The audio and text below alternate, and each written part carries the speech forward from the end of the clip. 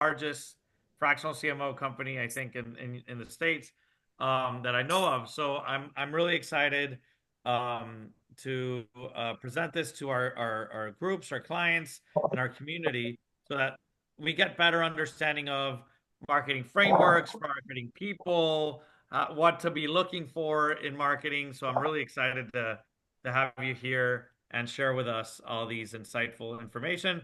Also, reminding that we have value sessions that you can book with Raj as well, and marketing. If you have specific needs for your own company and questions, those are value sessions that would be great for us to help book with you. So, with that, Raj, I don't know. Is there anything else you want me to set up? Perfect. Thank you, Caesar. Appreciate you. Appreciate Luisa for doing all the hard work behind the scenes and getting us all set up. Um, Good morning, everybody. My name is Raj Kapur. I'm the founder and CEO of And Marketing. Super happy to be here. We've been a partner of the Profit Recipe for a few months, so thank you so much for hosting us. We appreciate your partnership. And I'm joined here. Danielle, you want to say a quick hello so you pop up on everybody's Hi, screen? everyone. It's so great to be here with you all this morning. I'm going to be on for the first hour of this call, monitoring chat, answering questions. If you guys need anything from the marketing side, I am happy to help. Tina DePrisco is going to be joining at 11. She's another member of our team, our integrator. So she'll be on. You'll see her face pop in here around 11 o'clock. And we're so excited to be here with you guys. Thank you so much to the Profit Recipe for helping us to set this up. And let's go. Let's do Awesome. this. And Yeah. Danielle plays a dual role at And Marketing. She is our fractional CMO community manager. So she's the amazing link between you guys and all of the awesome work that our fractional CMOs are doing. And she's graciously agreed to help me moderate. So let me just say a couple of ground rules. So first things first, we are extremely informal. This is a session to help you guys, not to hear me speak. I've already heard myself speak, and it gets boring if there's no interaction. So bring the interaction, bring your questions, whatever you want, anything. The sky is the limit. Specifically, I'm going to take you through a set of frameworks. So the number one thing, if you're in a company and you run a marketing department, or you're in a marketing department, or you're the CEO and you're looking at how to make your marketing department better, the number one thing you should do is grab a notebook, either electronic or regular, and not just take notes. We're going to go through an exercise that's going to help you figure out where your current marketing department is. And I promise anybody on this call can absolutely do it. So just have a notebook ready for that kind of thing. So again, ground rules, open and honest, ask all your questions, get some immediate value, give some immediate feedback. At the very end, Caesar mentioned that we do offer a profit recipe value session to anybody that comes on here. And that is truly a value session, meaning it's not a sales pitch. It's none of those types of things. If you have questions and you want to go deeper into your particular issue, I'm going to send you that information in the chat, or you can just reach out to Luisa or Danielle after the call, and we can get that scheduled. Awesome. And I would just ask, if you're in a noisy environment or something like that, please go on mute, and Danielle, help me mute folks that may forget to do so. Awesome. So just a little bit about me. So I've got about a quarter century. I know I look much younger, but I do have a quarter century of sales, marketing, and strategy experience, all the way from Fortune 100, Fortune 50 companies, a lot of time in the middle market, and then not only just starting my own startup, but also running a company and working for lots of different startups. I've been an in-house marketer. I've been a strategy consultant. I've been an advisor, a facilitator. My most important role is I'm a dad of three boys. Two of them are teenagers, so it's pretty rough around the pantry in our house. I founded IN Marketing after my corporate career in 2017 because I found that there was a huge gap in the quality of marketing support that most agencies provided. So I positioned ourselves as a outsourced marketing department for growing companies struggling to grow and scale. So that's hopefully why you're here. About 2.5 years ago, as Caesar said, we started to build a fractional CMO practice into our business. Now that's the majority of our business. We have 55 plus US-based fractional CMOs from all different backgrounds, all different industries, all different company stages, all different geographies. And the primary line of business we have is to take businesses who need marketing leadership and don't have it and put in a fractional who can do that. We do fractional to full-time, we do interim, we do just fractional, we do advisory, we do all of those types of things. We're very proud of the fact we have a 98% satisfaction rating for our fractional CMO engagements. So once we do place somebody, we get a really high rating, and we're really proud of that. And then we have a proprietary growth playbook and a maturity scorecard, some of which I'll share with you today. We also maintain an in-house execution team. So quite often we get lots of questions about, oh, great, you're going to build this great strategy. How are you actually going to go implement it? So we have an in-house execution team. Danielle is a member of that team as well. She's an awesome one of our marketing directors. Usually we do things in the performance marketing field, but everything we do is grounded in analytics. Okay. I'll just do a quick pause there and ask if anybody has any questions. Hold on, Danielle. I'm going to give you a spotlight too. I'm gonna add a spotlight for you too. All right, there we go. I'm sorry, and there's my contact information. Reach out to me on LinkedIn. Let's become friends. I'm usually posting fun stuff that I see happening in the world. Okay. So here's today's discussion. I'm going to start off talking about what I call the marketing black hole. And you're going to check off all these things and use your hands to say whether you experience these things or not. The second thing is I'm going to talk about some fundamental truths of marketing strategy that are never going to go out of style. Then we're going to go through the exercise I promised, and you're going to develop a marketing maturity scorecard to figure out where your company is versus these criteria. And then the last thing we're going to talk about is linking strategy to execution. The materials here can be 30 to 40 minutes. So again, I know it's a 2-hour session. I want to stretch that to make sure we're getting all the questions answered and things like that. So again, feel free to interrupt. Okay. All right, let's start off with the marketing black hole. Now go to the little hand function. Remember, this is highly interactive. So go to the little hand function within your thing. And I want you to raise your hand if you think this is happening in your business. And Danielle, you can start to count the number of hands you're seeing. That would be really I'm actually struggling because since we spotlighted, I can't see the rest of the group. Oh, got it. So you may have to expand that on a different monitor or something like that. So I want to go through these. All right. So the first thing, which of these sound familiar? So I have a marketing rock. So one thing I forgot to mention, we also as a business run on EOS. So very proudly run on EOS.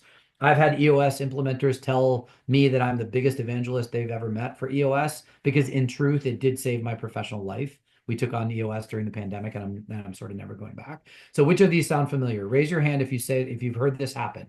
I have a marketing rock or a problem and absolutely no plan to solve it. That ever happen?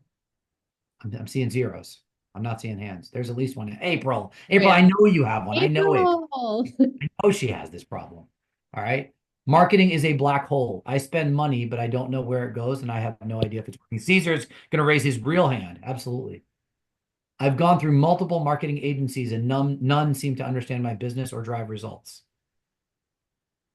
Carolyn, well, there you go, Carolyn. Madeline, thank you. Oh, Madeline, I know I talked to I Madeline. see some head nods. Yeah, I'm seeing some head nods, some body We'll take vibes. the head nods. All right. Things are changing faster than they used to in my market, my competitors, in my business, and I need to keep up. Most people don't think that marketing's function is to keep up with changing times, but it is. Different people are responsible for different parts of marketing in my business, but no single person owns the strategy across the company. All right, I'm seeing some good hands. I don't have a documented marketing plan with accountability. There's that EOS word, cadence and metrics. Okay, good.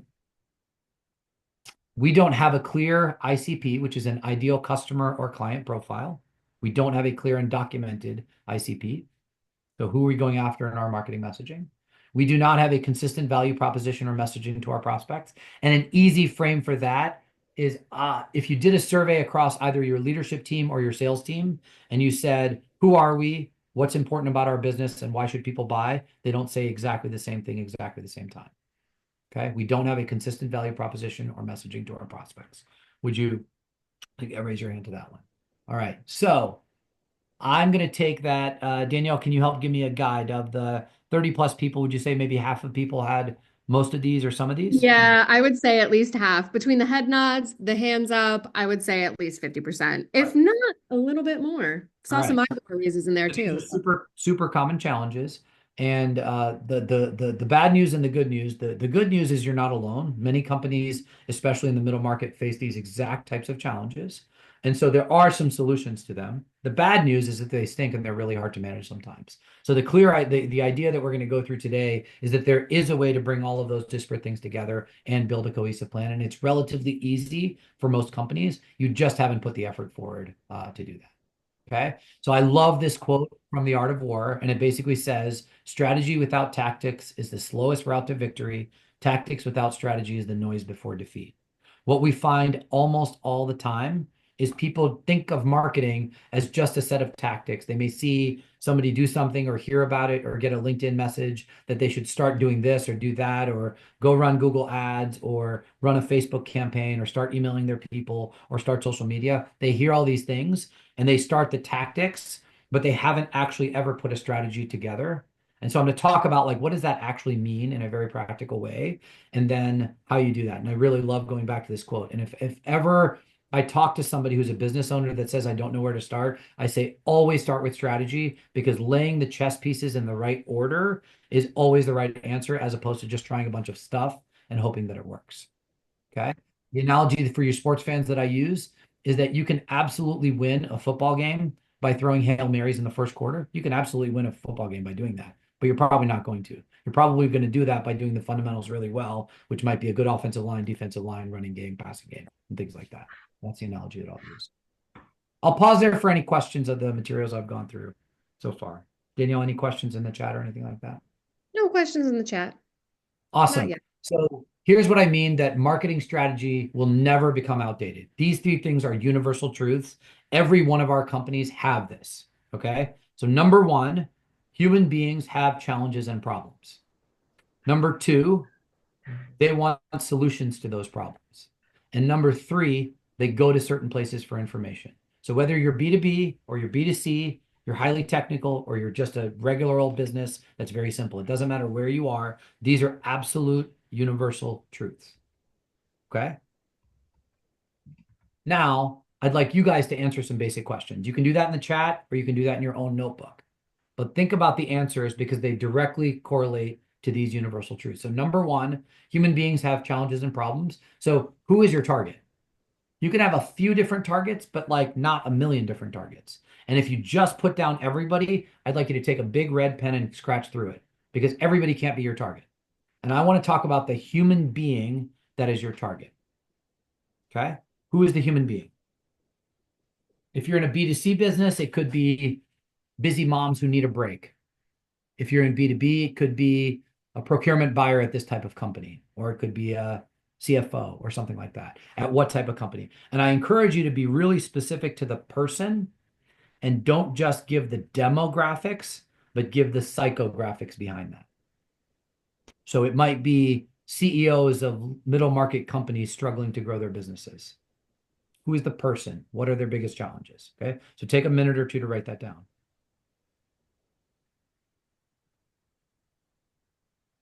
Now, here's a question. How do you solve those challenges? Not what you think, but what they think. How do you solve those challenges? So what is the challenge that they face? They might be struggling to grow their business. How do you uniquely solve that challenge? Danielle, I'm going to need your help here, because I want to ask somebody to get spotlighted and use their example if they're open to it. Okay. So who is your target? What are their biggest challenges? How do you solve those challenges potentially better than anybody else? And then the last question, where does your customer target go for information or to buy your products and services? How do they learn about new products and solutions? And are you there? Okay. Is anybody up for taking themselves through a real example? We have a lot of folks off camera, so if you want to raise your hand or Does come off. anybody want to raise their hand and go through it? Jim, do I see you raising your hand? Yeah, Jim, you want to go off mute? Jim, I think you're still on mute.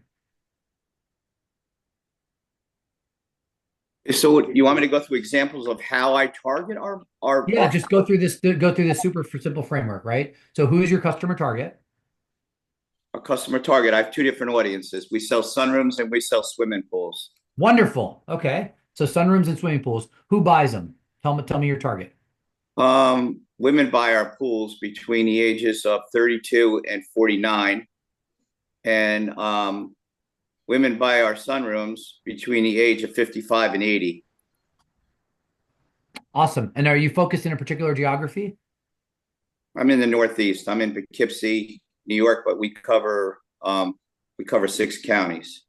Okay, wonderful. So in your 6-county area, those are your customer targets. Now, what are their biggest challenges? Well, their biggest challenges are probably, again, what you said, there's so many messages today. Where are they finding us? So we use a large mixed bag of different medias. We use print, we use job signs, we use radio, we use TV, we use mailers, we use postcards, we use a wraparound. When I'm working in the development, I will contact the 2 or 3 blocks immediately, saying that we're working over in this area. What else do? We do social media. Jim, can I just interrupt you real quick? So I appreciate you what your answer is. Sounds like you jump right to tactics. So I want to ask a more fundamental question. So what are your customer targets' biggest challenges? Not how do you approach them? That's the last question down there. So what are their biggest challenges in their day-to-day? The customer you described, I think you said it was primarily women of a certain age that buy your products. What are their day-to-day challenges? What do they struggle with? I think they struggle with time. Okay. Interesting. Say more. One of the things that I find is just finding time for us. When I was a kid, your mother didn't drive you everywhere. Today, they don't go outside, and your we live in a helicopter environment today. We do a little bit, I think. It's just the way it is. Jim says, so pretend, let's assume that you're right. Okay. So you have these particular female customer targets. Their biggest challenge is that. Now, how do you solve their time challenge? Well, when they inquire, we try to give them we use a program that sets appointments, and we try to give them a couple different windows of time that work for them. And really, we work around whatever, today you can see a person very early in the morning, or you see them very late at night, or we introduce them to who we are. We'll soft touch them even before we see them. But I would say we try to give them windows of time that will work with them with a couple different options. Yeah.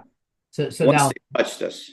Jim, you just did something amazing, and I appreciate it. And you may not even know what you just did. What you just did was you figured out something other than the price and the actual product that you're selling, something that's really important to your customer that maybe other people aren't doing as well. Now, we don't have enough time to go too far on your particular example, but if your competitors aren't getting back to them in time, aren't being convenient, aren't able to meet them early, aren't able to do those things, you're going to win that business more time than you're not, because you said that their chief issue is time. I truly believe that. I think we're all over the map. We're like ants. We're everywhere now. Awesome. Our life is very full. Yeah, it's awesome. And what's your refrigerator look like? My refrigerator? My refrigerator. No, on the outside, the calendar. Yeah, it's crazy. All right. So now you already filled this part in, but now your customer target, where does she go for information? Where does she look for information related to your products and services? They go to our website. Once they contact, we don't advertise our phone number at all on any of our media. We'll advertise a tracking number and a QR code, but then every customer tells you they see it. I went to your website, but you got to dive deep to find out where they really first saw you. That's really important. Let me push on you a little bit more if you'll allow me. So let's pretend they've never heard of you. Where do they go for information in general? They'll do a search. Okay, I want to search for sunrooms. I want to search for swimming pools. And where else might they go that's maybe not online? They'll go to some of these community things where they'll I don't know what they're called, but I don't know what the proper name is called, but they'll find out what their community is doing. Yeah. They'll because some of these communities have their own chat stuff. Absolutely. So there's Facebook groups. There is also, you guys know that elections are driven by suburban mom text chains? That's where recommendations go. So how do you get into suburban moms, Facebook groups, and text chains? Right. So the key element to this, Jim, I appreciate your time. And if you have anything else to add, I'm happy to hear it. But it's a perfect example that you can take any business, but you boil it down to who is that person? What are their problems? What do you do to solve those problems? Where do they go for information? And then make sure you're there. That's the human behavior core elements that are never, ever going to go out of style. You could have the latest social media, the latest thing. Google can go away tomorrow, and these things are still going to happen. So, Jim, anything else to add or any questions that you have related to this? No, I don't think so. Your example is very good. I studied a little bit about when Hillary lost the election. She never went back to Michigan again. She never got involved with those little communities. And again, that she thought she had it all wrapped up. It didn't work out that way. So, I didn't mean to get political on you there, but yeah, there's an easy example of where people go for information. That's absolutely that's all. awesome. All right. So, thank you, Jim. Danielle, can you move Jim off the spotlight? Any questions on that? I think we only have time to do one of those, but if anybody has a question or comment, I'd love to take it here. Thank you so much, Jim. Thank you.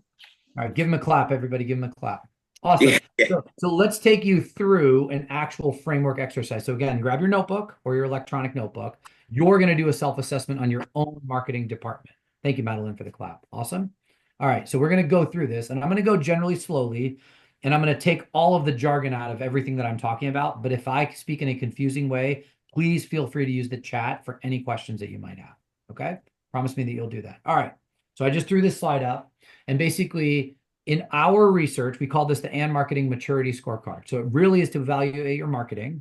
And what we've determined is that there's about 10 different categories that the optimal marketing department has that need to be evaluated and optimized. So you are already doing these things in your business. You just may not know that you're doing them. Okay.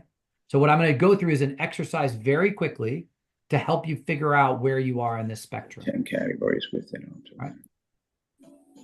Okay. So these 10 categories, we're going to go through these really quickly. So this is what we do, right? We take people through this assessment. We do interviews, we review data, but what we're going to all do today as a group is just do this really quickly. All right. So we're going to get you a scorecard. And what I encourage you to do is use it as a starting point, and I'll sort of explain how that scorecard is done. But indulge me in this following exercise. We're going to go line by line, and we're going to evaluate our own business against these areas. And I'm going to tell you what good looks like, and I'm going to tell you what not so good looks like on each of them. And you're going to give yourself a self-assessment of a score from 0 to 5. Okay. I'm going to flip here, and I'm going to go through these each. So pretend you have your little piece of paper. You have 1 through 10, and then you have your score. And we're going to do a little bit of math here, all right? So the first thing is, what is the strategic vision and roadmap to get there? Everybody who runs on EOS has a VTO. So any company that has a VTO, the question here is, how good a job do you have a clear vision for the company and a clear role for marketing and a clear step on how we're going to help get there? Quite often, I talk to people all the time that have some sort of a vision, but it's not very well communicated. EOS companies, hopefully that's not as big an issue.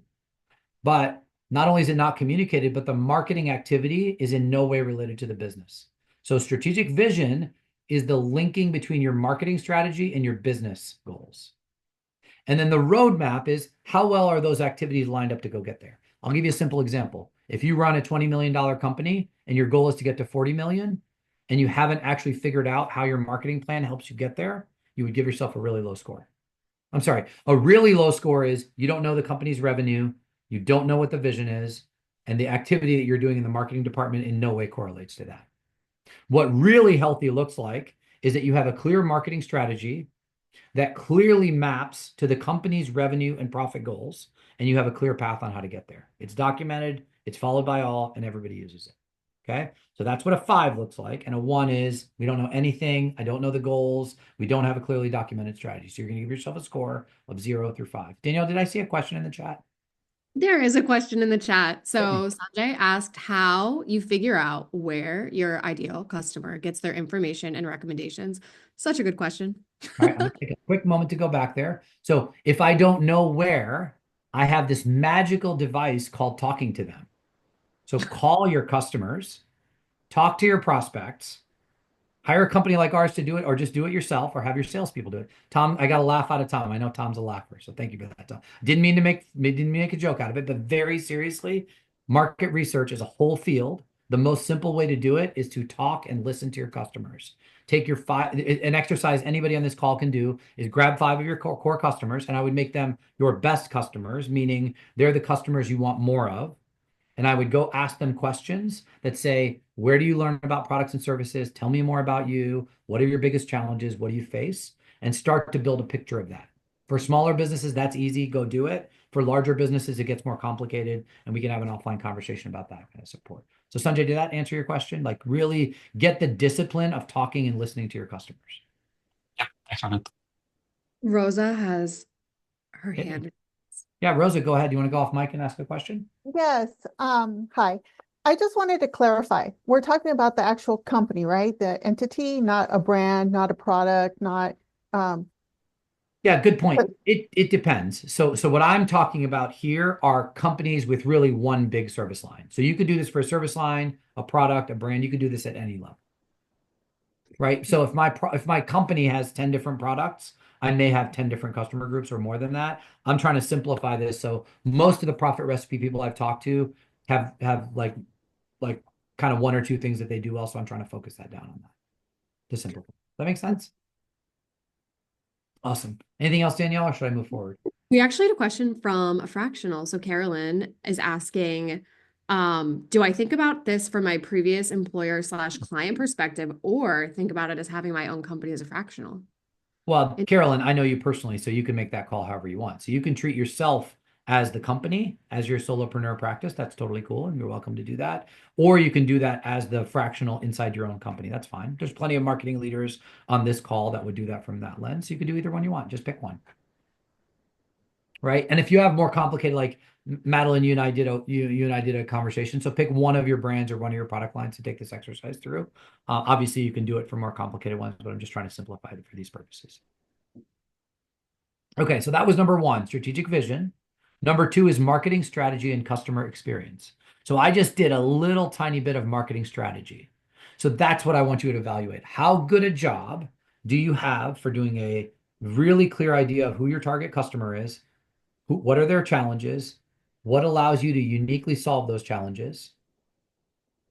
And where they go for information. Okay. There's an entire discipline called customer experience. Customer experience is not about how your products sell to a customer, but how customers buy and experience your product. So there's a customer experience discipline that's all captured in number two. So what I'm trying to get you to evaluate is a 0 would be, I don't know anything about my customer. I don't know why they buy my products. I don't know what problems they solve. I don't know where they go for information, and I need to go find all that stuff out. I have no idea what they look like. A 5 is I have a clearly mapped customer experience from their perspective. I know why they buy my products. I know when they buy my products. I know when they recommend them. I have a good onboarding plan, and I know what happens throughout the entire life cycle of that product. And I answered those earlier questions with total clarity. That's what a 5 looks like. Okay, so evaluate it. Do I have a 5? Do I have a 0 or a 1 or some number in between those two? Okay, keep coming with the questions. Number 3, this is branding, and it's super important. Okay, so we put brand identity and messaging together because it is the visual and in words articulation of your value proposition. So your brand identity simplified is your logo, but it's everything that goes around your logo, right? It's the branding, it's the feeling you get when you talk about your brand. How strong is your brand identity? When somebody sees your brand name or your logo, how well do they understand what you guys do and how you do it? So pick any big brand that you like. We all experience brands like Nike or Apple. It's not just the logo, it's the entire feeling that you get when you experience that particular brand, which is the name, the logo, and those things. Messaging is how good a job does your messaging do to communicate your unique value. Okay. How well does your messaging communicate your unique value? And that could be your value proposition, that could be a tagline, that could be your website copy, or any of that type of thing. So really establishing that ends up being really important. So a 1 is we don't have a consistent brand or consistent logo. It's different on my website. It's different in my sales pitches. My messaging is all over the map. My salespeople all use different words. I don't really think we're unique. One thing I use to gauge this on where my score is if you were to take your biggest competitor and you were to take your value proposition and put your biggest competitor's name in your place, would that statement still be true? If that statement is still true, it is no longer unique because your competitor can say that too. So we're the best products and, Jim, we make the best sunroofs in this 6 mile radius and we do all of these wonderful things. Well, if you can take your biggest competitor and plug that in and that's still true, or it's still maybe true, then it's not truly breakthrough messaging. I would say 90% of the companies we come across, their messaging at best is average, if not really breakthrough. So where would you score yourself, a 5, or would you score yourself a 0, or somewhere in between? Okay, number 4 is all about innovation and product and service development. So when a company comes out with new products, new services, or other types of innovation, how good a job do you do? Do you have no innovation in your company? You're not listening to customers. You don't come out with new products and services ever. That's probably a 0. Or you have no process around it and you're just very sporadic. Okay. A 5 is that you have a process.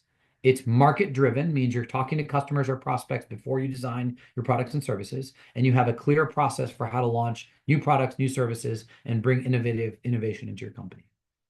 A 5 also probably measures how much of their new revenue came through new products and services in the last 1, 3, or 5 years.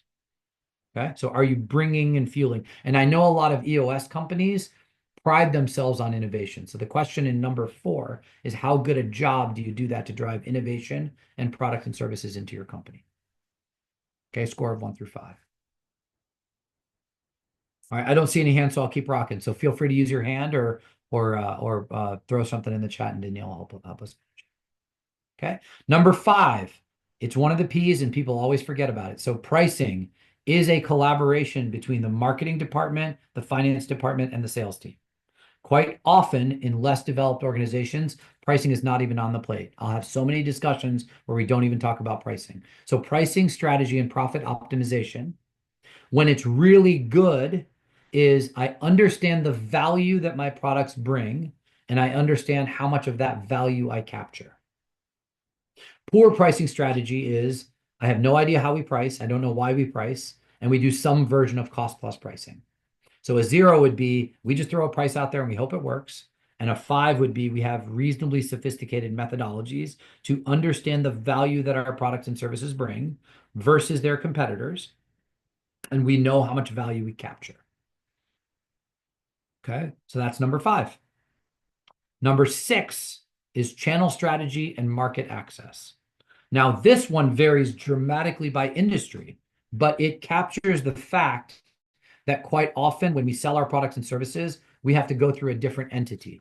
So the easiest example is in retail, right? So when a brand goes and sells through retail, they're usually selling through a retailer. So if I'm selling a box of Cheerios, I'm usually selling it through a grocery store or a Walmart or a Target or something like that. So that is how good or how well do I do to go through my channel. What market access means is in some businesses, there are influencers over my purchase. And I don't necessarily mean the TikTok, Instagram type of influencers. What I mean is key people who are part of the decision.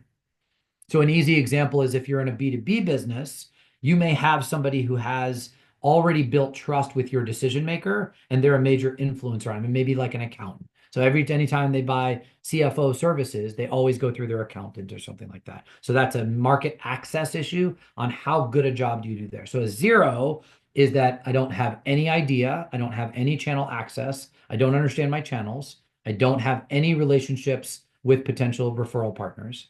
And a 5 is that I've got a well-established, well-documented plan. I know exactly how my customers buy, and I have good relationships with my channel partners or centers of influence, which are the market access people. Okay, so on a scale of 0 to 5, where are you on that spectrum? Okay, number 7 is the inside baseball that ends up being really important for marketing departments. Okay, so how well is your company internally aligned on marketing messaging? And in particular, how well are sales and marketing going together? So I've had many, many, many discussions on sales and marketing collaboration, but I think it actually extends to the entire business. How well is the company communicating? That's quite often a marketing function. Okay. So number one is how well is your internal team aligned and communicating? So if you're a small company, that's easy because you might have you might have a coffee table and a few people. But if you're a geographically dispersed organization, or if you're larger, you have virtual, how well does your company communicate? And in particular, how well do sales and marketing teams communicate? So a one here is we don't have communication structure. Our communication is bad. We have internal silos. We can't communicate across those silos. And a five is that we have a clear idea of how to communicate. We know the challenges and barriers, and we have a plan to enable better communication. And oh, by the way, the sales and marketing teams are tied at the hip. They have similar metrics, and they're constantly communicating. Those vary dramatically by industry again, because depending on where you are in that spectrum, and I'm sorry, that also varies dramatically by company size. Okay. So we're about 2/3 done with this, and I'll take a pause for questions. Any questions around those topics? Danielle, anything in the chat? Nothing in the chat. Okay. So questions are still welcome. Again, whatever depth you have, I'm ready to take them. Okay, so now our favorite. So everybody who thinks about marketing jumps to number 8 because they think it's all about digital marketing. And that's not necessarily wrong, because in today's day and age, it really is about digital marketing. But again, I'll go back to the beginning when I said people often jump right to tactics. They talk about their Google Ads program or their Facebook page or their LinkedIn page. But what number 8 really talks about is how clear is the strategy that you have set for your digital footprint. So that could be your website. That could be your social media properties. That could be your email marketing. Nobody's asked a question yet about AI, and I still haven't done a talk in the last year and a half not talking about AI. So do you have a clear AI strategy on how you're using it in your marketing department? I personally believe that AI is going to reshape marketing departments from, all over the world. And if you're behind on AI, then you need to do some catching up, right? So what is your digital strategy? And do you have a clear technology stack? That means you know what's going on with your tech stacks, the things talk to each other, and you're able to function from a digital perspective. So a 0 here is you have no digital strategy. Nothing is documented. You have things all over the place. You can't log into your website. You can't log into your social media because an employee from 6 years ago still has access and they won't give it back to you. We've seen all those disasters. And I don't have any idea how that technology plays. I've never even used AI, and I don't have an AI policy. A 5 when it comes to number 8, digital strategy and technology, is that I have a clearly documented digital strategy. I have a tech stack. It's functional. Things talk to each other, and I'm able to manipulate it in a way that drives my business forward. Right? A successful Facebook or LinkedIn campaign is a result of having a really coherent and clear digital strategy. So that's what a 5 looks like. I have an AI plan. My team is adopting it. I know how my team is adopting it. It's not sporadic. That's what a 5 looks like. Okay. I had a question. How do you overcome internal misalignment? How do you overcome? I think I'm going to let the EOS implementers answer that question. No, I'll give a crack at it, but some of you guys are better at this than I am. So how do you overcome internal misalignment from a marketing perspective? If I'm trying to run campaigns or I'm trying to have a coherent job, it's actually kind of similar to my answer that I halfway sarcastically said, is you really need to build communication vehicles inside your own company. That's a company specific question. So depending on the dynamics in your own company, find forums to gather feedback from employees, understand what those pain points are, and enable better communication. But I'll let, Caesar, I don't know if you or anybody else wants to jump in on an internal communications question. Another good question from Caesar. And that was my question, right when Sanjay asked that. Because what I've seen a lot of companies, sales and marketing, you were talking about the communication and alignment. Because a lot of times if marketing's bringing in all the leads and then sales isn't really converting, and then sales blames marketing for bringing the wrong leads, and then marketing says sales is wasting their time, da da da. So like what I've seen work really well, and what we started doing in one of my companies is we always have the level 10 with sales and marketing together. Maybe we have a sales pipeline review and a marketing funnel review on the side, but then we really have a level 10 where they discuss, they IDS, and they really make sure that they're in alignment. So I've seen this work, like maybe it's not every week, maybe it's once every other 2 weeks, and they check funnels together, they look at things together, and they do that. So that was my question to you: is what have you seen out there as a best practice for enabling this communication Yeah. across marketing and sales? So if we're specifically talking marketing and sales, I could write a book about this topic. So absolutely. So what I will say is it boils down to two major factors. So Caesar nailed it on the head. Salespeople don't like marketing because they're too theoretical. They always talk in frameworks and they don't actually ever sell anything, so they don't know how customers are. And marketing doesn't like sales because they're too short-term focused. They don't listen. They don't listen to the stuff that they're provided, and they never provide feedback. The problem with those comments is that they're sometimes true, right? We've all experienced those who've been around a little bit. And I get to be a salesperson who works in a marketing company. So I've been on both sides of both of those arguments. The problem is that they're true. The two things that seem to be overwhelmingly successful time and time again, irrespective of the company, and I'll go outside of the EOS framework, I think it's really about two things. Number one is communication, and the second is metrics alignment. So what I mean by communication is that these can be formal and they can be informal. You can have a meeting like an L10 where each group provides their input on what they're seeing, thinking, and feeling, and then they can provide feedback on that almost in real time. In corporate America, we used to have quick market intelligence meetings where the marketing department and the sales department would get together, talk about the pipeline, talk about the challenges, talk about the marketing programs that are happening, and then very quickly troubleshoot, come up with new information, put new messaging in the sales team's hands to work on real deals, and so that they can see the almost immediate value of it. And the second part is that the marketing teams listen to the sales team so they can almost in real time update their information. What I mean by metrics is quite often the marketing team is measured on a funnel. How are things going? Are we working our way through the funnel? And if MQLs, which is a marketing qualified lead, is your lead metric, and the sales team is measured on closed sales or opportunities, you have a misalignment. Because if I'm feeding leads and I think I'm doing a great job on MQLs and I pile up my sales team's desk with MQLs and they look at those and they realize they're not good leads, they're not qualified, and they're not effective, they're not going to communicate with me. So once we align our metrics, and I don't have an answer on what that metric is because it depends on the business situation, we can work through that. But those are the really two keys. Are they communicating well? And are they measured on the same sort of success criteria? So Caesar, hopefully that builds on what you're saying. And Sanjay, I love it. question. All right. Any other questions while we're paused here? Oh my gosh, a great question just came through. Sanjay asked, Yeah. where do you recommend we start with like AI? Where do you recommend we start with a focus on marketing? Absolutely. Absolutely. So Great good. question. Phenomenally good question. I could talk an hour about this one in particular. So where do you start? I would say, irrespective of your company size or type, you need to have a knowledge of what the people in your organization are already doing. So the very simple way to do that is assign somebody, do an internal survey or something like that to understand what is the adoption rate and what are people using, what's working and what's not working. So where do I start is to get a good baseline. What I promise you, so roughly speaking, 75% of marketing people have already adopted AI.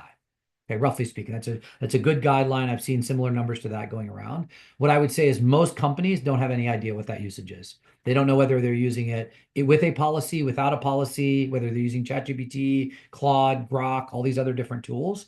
And there's large inconsistencies in usages. So once you do that, that's where you start, is to get a baseline. Then all you have to do is share good examples with each other. I like to build what we just built in our little company is a very simple 2x2 matrix. What are the things that are easiest to adopt that have the highest impact? Right? So what are other people already doing that are easy to adopt and have high impact? So easy to adopt means it has a low cost, means that it's just a change in an existing workflow and those types of things. So do those first, because what you want your team to feel is an almost immediate impact on their productivity and their happiness. Yeah, I said happiness, right? So you want your team to see AI as a force for good, not a threat for their jobs. So don't say to your copywriter, "Hey, copywriter, we don't need you anymore because we have that." No, don't say that. What you should say is, "Hey, copywriter, how are you already using this? How do we make this? How do you go from being an 8 out of 10 copywriter to a 10 out of 10 copywriter so that the quality of your work and your value is increased?" And I could repeat that statement against every different part of a marketing department. Okay. Sanjay, hopefully that answered your question. Open to any other questions on the AI topic. I could talk about this all day. Awesome. I'll keep moving. Danielle, anything else you can see? Oh, here we go. Nope, we just got another one along those lines. How do you suggest we measure/update outbound messaging using AI? How do you suggest we measure update messaging? Okay, so boy, it really depends. It really depends. So using certain AI tools, and I don't know them off the top of my head, Tom, there are ways to very quickly A/B test in a way that human beings can't do. So producing larger amounts of variance specifically related to messaging and then systematically measuring what's working and what's not working is the best answer that I can come up with on short notice, right? So it would require a little bit more research to figure out which tools do that the best way. But what AI enables us to do is test variance really quickly, right? So it's like, how can we try different things, different angles on what resonates and what doesn't resonate? What I think people do on the irresponsible side when it comes to AI is that they just create it through AI. They don't really look at it and then they ship it. It's probably not a good idea. You still have a pretty good human element that you have to go in there. You have to make sure that there's a human in the loop at all times. But I would say AI's ability to generate multiple ideas, depending on your tool of choice, some of the more advanced models are really amazing at being brainstorming tools. So for example, I'm working on an event right now and we came up with a title and we don't really like the title, but we like the essence of that title. And so we literally went into it and we said, here's all of our notes. Here's a transcript from our call. Please help me come up with new messaging ideas. And it was able to come up with 10 really good messaging ideas. And now we're going back to the well to try to redo that. So like, that's just one small example about how it could help you rapidly iterate on messaging that will resonate or won't resonate. So what we're going to do in that example is we're going to take a couple of those titles. We're going to go to our target and we say, hey, which of these titles is more attractive to you? Which one seems better? Which one might be on or off the point? So Tom, hopefully that one helps. All right. So we were on digital strategy and technology, and I should have put in parentheses here, and all AI goes in here. So like, remember, this is only one of all of these areas. Most people just jump to number 8. They open up their Facebook account or they start doing things through AI. And my belief is if you don't have the strategic foundation first, you're probably not going to be that successful. Okay. Number 9 is about the organization of marketing. So right now, what happens in disorganized companies is that marketing is totally sporadic. The owner's nephew does the Facebook page. The partner's niece does the email marketing campaign. One of the salespeople in their spare amount of time does a Google Ads campaign or something like that. So how well is it organized? And organization is the same way that any company should be organized. Your marketing department should be organized.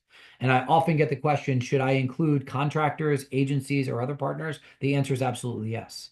So do you have a clear singular piece of paper or a singular document that says, here's all of my marketing spend, whether it's internal employees, out-of-pocket spend, campaigns, external vendors, contractors, all of those. Do I have that in a single place with clear roles and responsibilities for everybody with a budget allocated?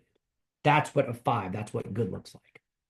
What a 0 or a 1 looks like is I don't have a documented organization. It's sporadic. They never meet. I don't have any budgets allocated. Whenever somebody asks for money, we run around in a circle looking for budget. We try to find some in the couch cushions. We can't always find it. We say no to good opportunities and we say yes to bad opportunities. Okay. So how well do you have the entire organization mapped, including everybody, is your number 9 marketing organization and budget allocated. Okay. Number 10 is where the rubber. I'm sorry, I'll pause there for any questions or anything there, do you know? Nothing in the chat. Awesome. So I'll jump to number 10. So this is where the rubber hits the road. So marketing, planning, and execution and metrics. Okay. So this is really important because most businesses that we deal with do not have a singular marketing report that they look at on a consistent basis. Now, your agency may send you a report, but nobody ever reads it. It's written in jargon, it's pretty pictures, and it doesn't tell the true story. So what a 5 looks like here is that you have a clear marketing plan that's being followed by all with clear roles and responsibilities and clear success metrics. So everybody knows what we're working on, how it's working, and how it's being improved. And at least once a month, the marketing department sits down and looks at it together. That's what a 5 looks like.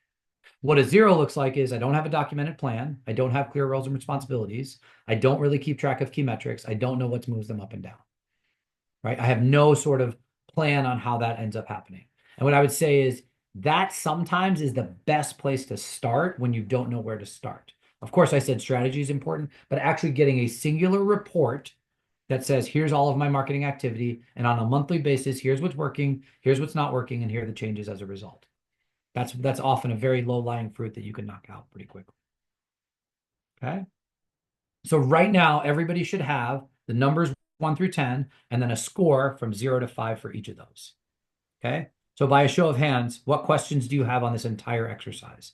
Any questions or comments that you have on that? All right. So how many of you have a score between 0 and 50, somewhere there? So add up all those numbers for me. If you're bold enough, throw your number in. Throw it in the chat. What numbers you come up with. And I don't know is a perfectly acceptable response, because obviously we're doing this as a very quick exercise. Throw those in chat. Danielle, anybody in the chat? Did you do that for us, Danielle? You should do that for us. No one in the chat. Oh, it looks like Some. are dropping in the chat now. So be so bold. Perfect. Perfect. Yeah, There we go. 30s are pretty darn good. You'll see my little metric on the next page. So good. These are really good. Some of these are really, really strong.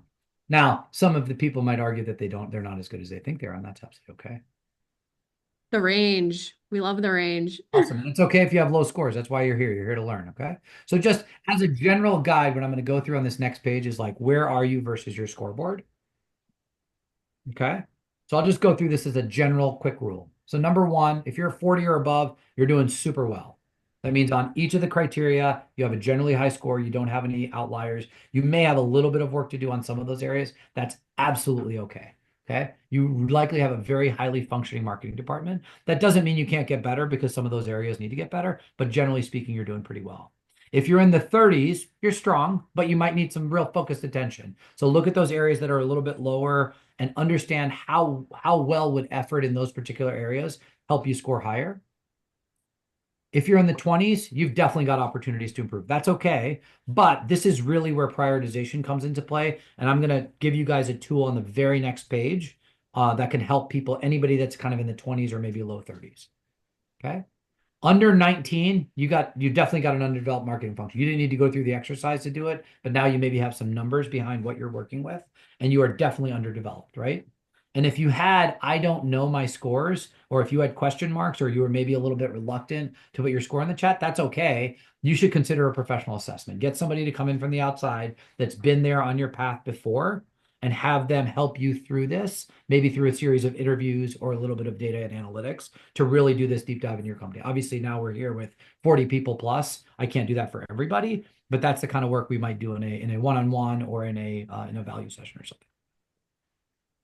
Okay. One really important two things to note. Number one, the absolute score is not the headline. So that is just a metric that tells you kind of where you are in the overall piece. What you should absolutely be focused on is using this as a prioritization mechanism.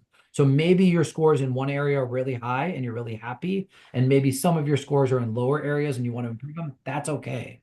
You don't necessarily, the goal is not necessarily to get to a 50 immediately. It's really about prioritizing where your effort might go into. Okay.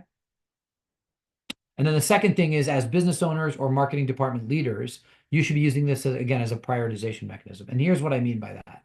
Okay. So here's an example scorecard that we took from a real client, and we went through this entire process. Okay. So we took each of the 10 areas, we evaluated where they are today. That's the little pink dots. And then we have the orange circles as where they aspire to be in 12 to 18 months. So very much for the companies that run on EOS, very much similar to how EOS, you're not going to improve everything all the time, all at once. This is a good mechanism to create rocks and goals. Okay. So for example, you may have a really low score that you really want to improve. So I'll just pick one out of a hat. Maybe your marketing planning and execution and metrics is really low today. You don't have any, you don't have a basic, but you really want to improve that one. You might pick that one as a particular rock or a particular goal. But for example, innovation and product service development on this one, it's basic, but maybe innovation and product service development isn't that important to your business. Maybe you don't focus there first, right? So not only should you be giving yourself a score today, but you should be trying to get a target score for you where you want to be 12 to 18 months ago. And then the idea is every quarter or at least every year, you go back and do another self-assessment to see where you are in this spectrum. Okay, so take your score, take where you want to be, and then pick out some areas where you can prioritize. And that's maybe a place where you can drive some effort. Okay. All right, I'm going to pause and take a breath, and I'm going to put Tina DePrisco on the spotlight.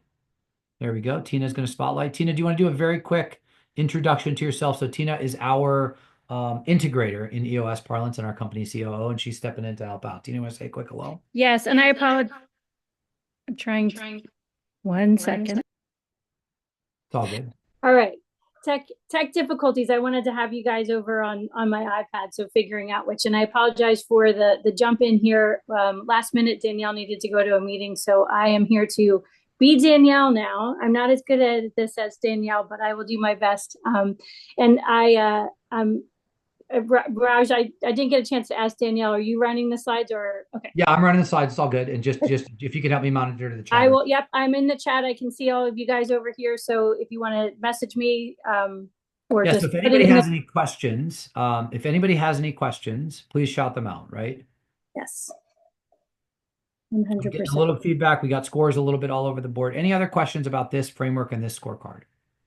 I think we have a little bit more materials, and then we're open to open Q&A. So most importantly, I wanted to give you guys something that anybody could use, anybody that's part of the Profit Recipe or part of our network that saw the message that joined, anybody can use to figure out where to go improve. Now, this could be a tiny little initiative you could do on your own, or you might need outside help, or you may need an employee. That's part of the work that I would say that you have to do ahead of you.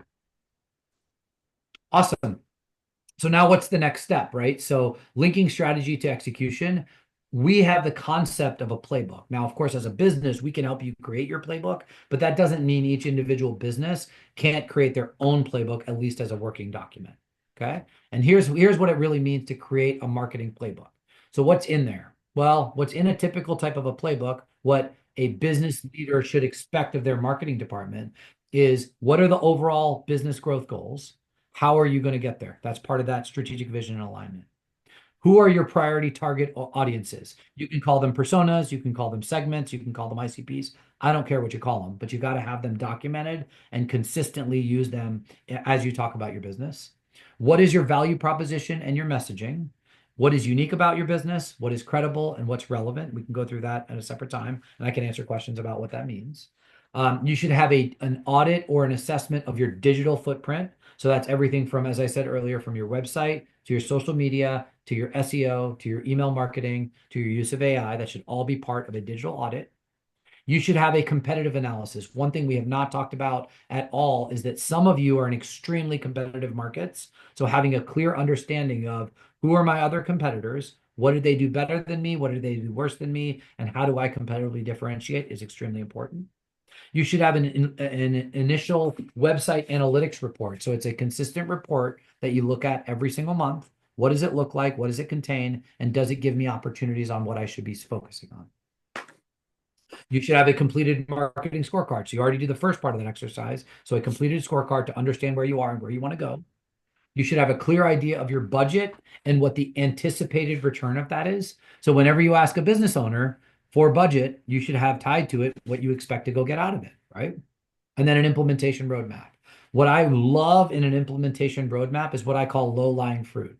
So after you do all of this work, you should always find something that you can implement within 30 to 60 days. I advise that to all of my fractional CMOs. One of the things that will generally not work when you're looking for budget is if all of your recommendations are long-term and really expensive. So the best example I can think of is come in and tell somebody they need a new website. Well, yeah, I would love to go do a new website, but that might be tens of thousands or even more dollars to go do. And yes, it may be what I need, but it's not the thing that's going to make the return rather quick. So what an experienced set of hands can come in and do is find those low-lying fruits that will pay for this type of work over and over. That's one of the things we really focus on with our fractionals. Okay.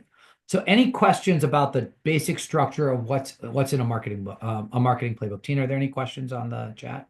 No questions. I was going to ask if anyone's ever done one. I was going to put it in the chat, but I'll just say it out loud. Done one what? A playbook? Like, has anyone ever done like this something like this before, so that you have an idea of who's in the audience?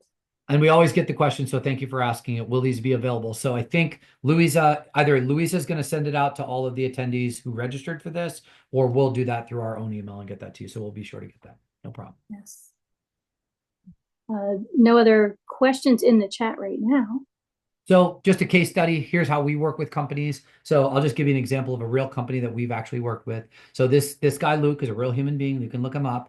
He was the new CEO of a private equity backed company. It was a roll up with a growth mandate. He knew what good marketing looked like, and he knew he didn't have it. He was an executive at a really well-run company, and he came into this private equity environment and realized they didn't have it. He didn't have any experience on the team, didn't have a demand generation function, and a really weak brand. So he hired and started 2 of our fractional CMOs within 2 weeks. He was desperate. He needed a plan and he didn't have one. The results were that our team integrated with their leadership team. They presented to the PE board within 2 weeks, and they built a $3 to $5 million year one growth engine almost immediately. And then the second fractional CMO, who was focused on the team, became the full-time fractional CMO to drive a cultural shift. Okay. And you can see the testimonial there. So this stuff does work when you put in plans and use them systematically. They can drive substantive growth for the business. So Raj, why did they use 2 different fractional CMOs here? Yeah, it's a great question. So the debate that they were having was, what is more important, building the internal organization and the brand, or driving the demand generation function? So they ended up choosing 2 because they felt like both were high enough priority and they had the budget. A different solution could have been hire one CMO, develop the strategy, and then go implement the digital program. But this particular CEO felt really strongly that they had low-lying fruit in just building one, and they found the right person to go do that. So quite often, it's quite candidly, hiring 2 is not always the best solution, but these 2 in particular got along well and had really clear roles and responsibilities. So that worked extremely well. Good question, Caesar. Yeah. Yeah, I wouldn't always advise that. It just happened to happen in this situation really well. I'm happy to see this as an example because the roofing industry, the industrial industry, the construction industry, they all tend not to put marketing in the forefront. And that's the struggle I'm in because I'm in this industry. Exactly. Yeah. Luke was very fortunate to understand that, hey, this is very important. And I completely agree. But trying to convince my higher ups that this is important is like pulling teeth. Yeah. When I was doing the assessment, 1 through 10, the first 7 were fantastic. I struggled with 8, 9, and 10 because, to get budget from them is incredible. For them to implement AI is torture. For them to, give me manpower is torture, so I know to do these things. I want to do these things. I just don't have the luxury to do these things. How do I fix that, or how do I combat that? Yeah, you are not the only one. I think I saw somebody else put up their hand or give a thumbs up to that same situation. It is super common. And let me also say, it's not just home services. Many, many industries, you don't build marketing first, and that's okay. You can have a very successful business that doesn't have marketing, but in order to break through to the next level. So here's the best advice that I have to somebody who's going through what you're doing. And Rosa, we can do a follow-up if you're interested. But the best advice I have is to start a consistent report on everything that's happening, what's working, what's not working, and then get them to read it. Because what you're going to say to them is, you're using all of these resources to do whatever it is in your situation, a Facebook page, an email campaign, whatever the things you're doing to generate more leads. Here's what you're doing. Here's what's working and here's what's not working. And if we had more budget, here it is. Because I'm going to assume that your higher ups have many different budget decisions to make, and marketing is somewhere on the list, but not very high up. The way that you get marketing expenses to be more higher up on the list is to turn that expense notion into an investment notion. So you will say, hey, we're spending this much money on these different activities, and here's what we're getting today. However, if we switch those activities to this other thing, this is how we can drive more value for the business. That's what I find to be the missing link, is data and KPIs. And most people can do that themselves, or you can get help very easily to do that. In today's day and age, getting good unbiased reporting is available. I think what ends up happening in many situations, I don't know your business well enough, is that you'll get like a status report from like an agency that's only part of the picture, and it's got a bunch of pretty pictures, and it talks about things like awareness and likes, but those don't relate back to the business.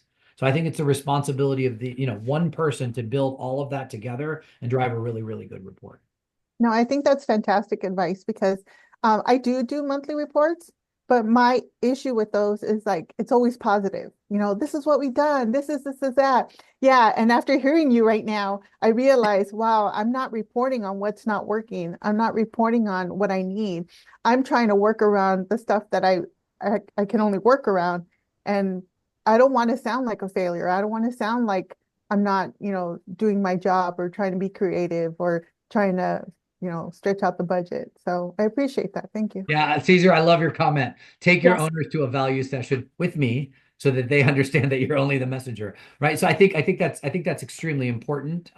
So you nailed it. So if you're not talking about, so let me just do my mini rant on biases. So I promise you, with maybe Tom, who was on the call earlier, maybe he's fired more marketing agencies than I have. But other than that, I'm pretty sure I've fired. Well, Nishat and Carolyn might have me on numbers, but I'm pretty sure I've fired more marketing agencies than any of the rest of you, possibly combined. And the primary reason is biased reporting.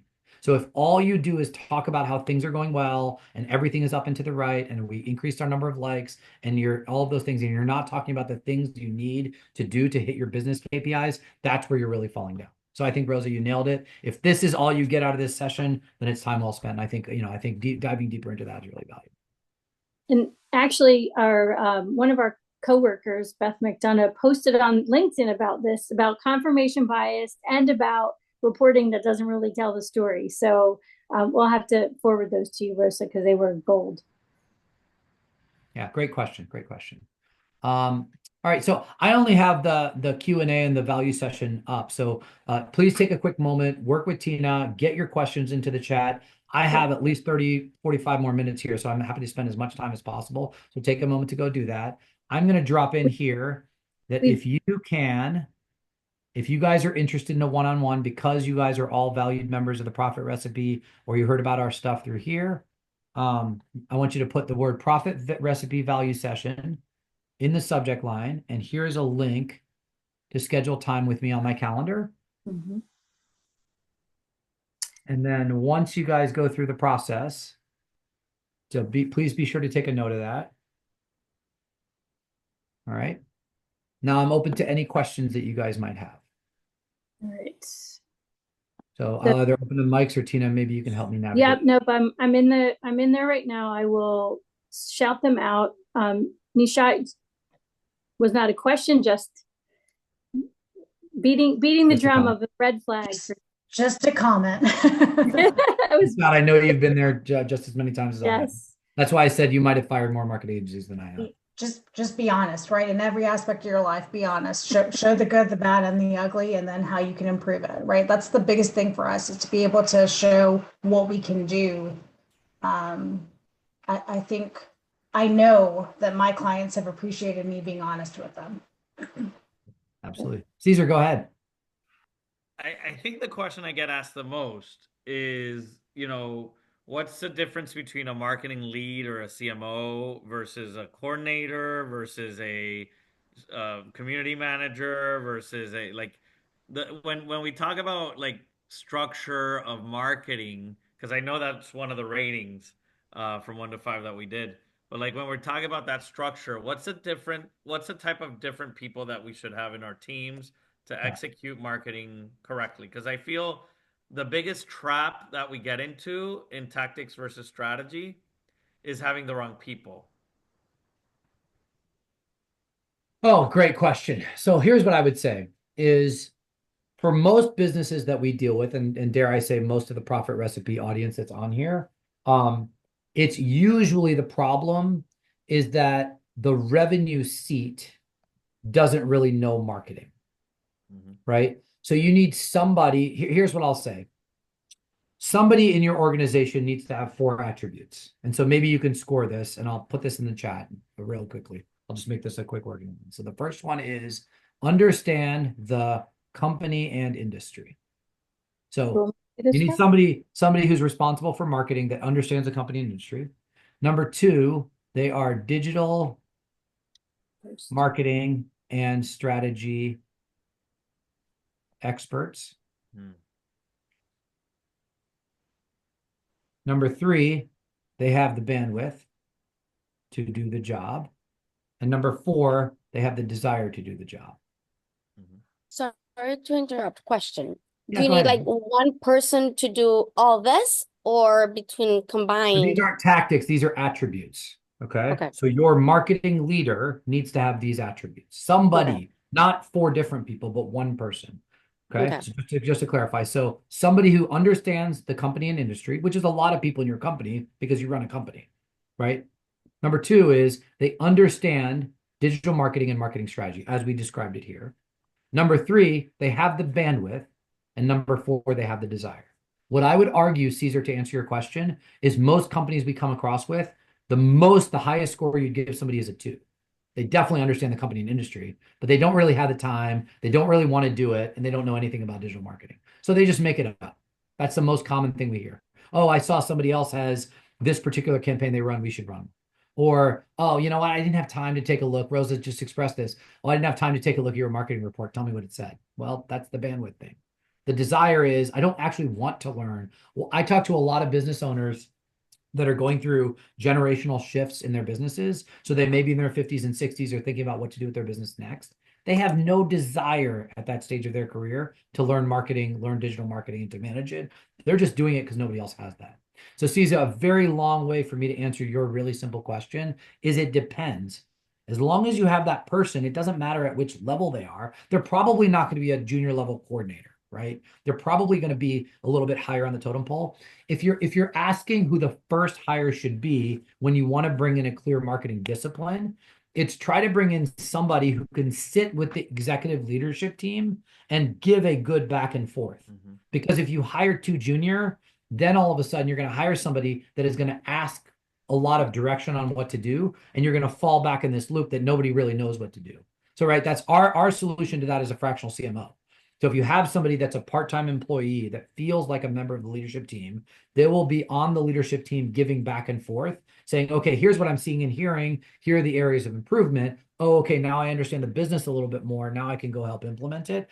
But that's I don't want to be biased, Caesar. It's not always the only solution, but it tends to be the solution for this situation. Because if that person is too junior as that first hire, they don't end up being very successful because they just end up asking the leadership team what to do. The worst thing the leadership team does is make up an answer. Oh, I don't have an answer. Just go do this. Well, that's okay, but it's not grounded in data. It's not grounded in expertise. Yeah. That makes sense? I have a question for Caesar. Do they care about titles, or do they want to know what kind of job they're going to have? Yeah, I don't think it's a title thing. I think it's more like usually the owner sits in this box, and then you just have like a marketing coordinator or somebody who's a social media expert, and then you're saying, well, they know how to do it, and mostly they don't, right? Most of the time they don't. Right. That to me, Caesar, is like 3 steps are missing. So if you have the owner in the revenue box, that person is responsible for marketing and sales. That's ours. I mean, I'm that company right now, right? So I'm responsible for the marketing and the sales strategy, but we have layers in between. But if you go all the way down to a coordinator, then that person is task oriented. And again, you need people to be task oriented in your company, but there's also these other levels in between that say, okay, we need to build a strategy, we need it consistently implemented, and we need that to be done on a regular cadence. Another thing that commonly happens is that you set it once and then you forget about it. Yeah. And then, remember that marketing plan we developed in December that we never looked at for a year? Well, that's probably not good, right? So the layers in between are really important to go back to update those and refresh them. Yeah. So Sanjay has a question, Raj. The 2x2 matrix on AI, easy and high impact. He's looking for an example. Visual example. I don't have a visual example that I can give you offhand. I'll just verbally describe kind of what a client of ours found in particular for this particular exercise.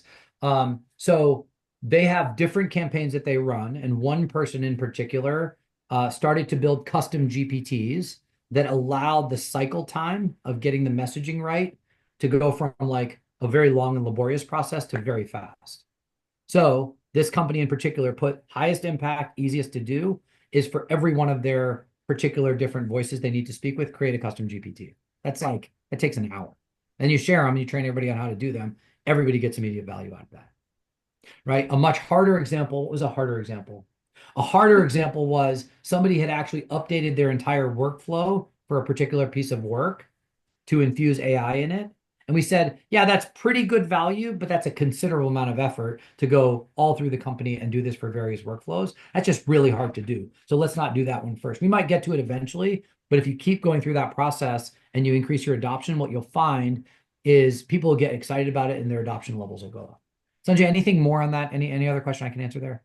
He put product and service example. So I think your first one was a product and service example potentially. It could be. It could be against different products. So I need to understand a little bit more about what you mean there. Do you want to look in? Yeah, if you want to shoot a clarification or come off the mic or whatever, we can. Yep. Yep. Like OpenAI. Oh yeah. Got it. Okay, sorry, totally different animal. Okay, so this is a reasonably long topic. So one thing I don't believe is a good future is for every marketing person to be an expert on every tool, right? So a frustration I have is somebody who wants to be on the leading edge of AI is I have to keep up with all these tools. But I got a company to run. I got work to do, right? So what I find is way better and much more practical is to find a reasonably good tool that's reasonably good. For me specifically, that tends to be ChatGPT, right? We bought a really good license. We do a little bit of sharing of that license, and we're basically able to build all of our client work inside those so that it's easily shareable. And we build a standard platform. I've heard in many situations that the latest examples from Claude are pretty darn good, and we have some adoption of that. But I think it's person to person dependent, whichever one you're most comfortable with, as long as you're getting your output from there. The other product that I love and I'm absolutely an evangelist for is a tool called Clay. It's clay.com, and it is an AI agent that can help you build custom lists and do custom research.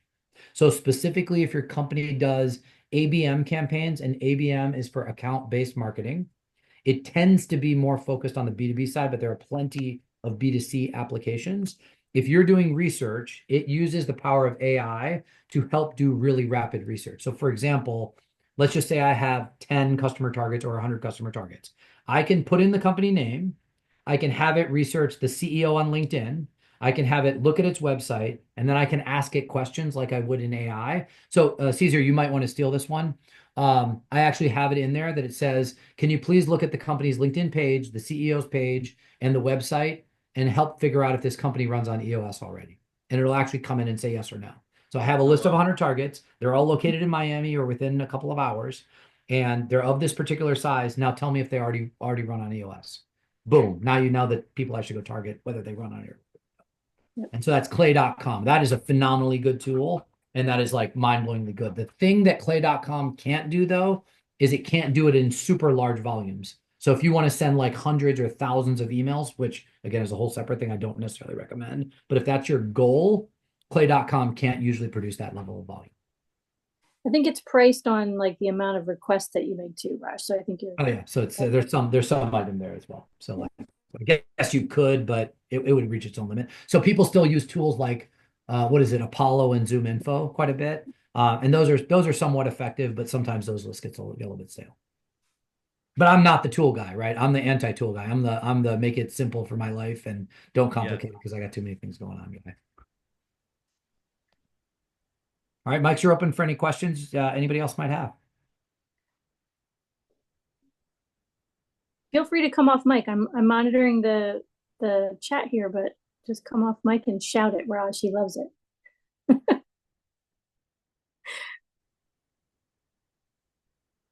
All right.